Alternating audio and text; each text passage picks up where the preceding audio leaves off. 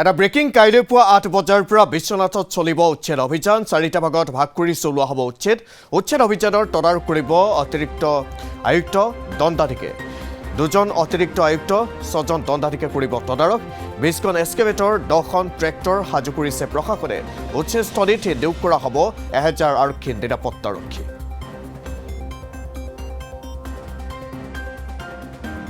হয় কাইলৈ 17 তাৰিখ 17 আগষ্ট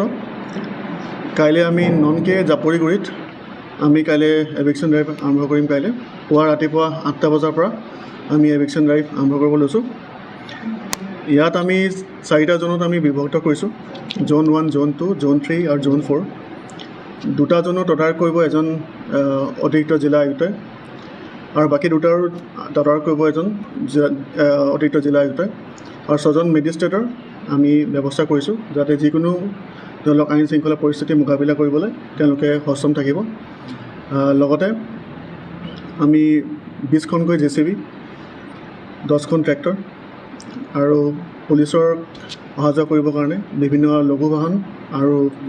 6-7খনমান বাছ আমি ইয়াত ব্যৱহাৰ কৰিছোঁ লগতে আমাৰ আইন শৃংখলা আৰু চিকিউৰিটি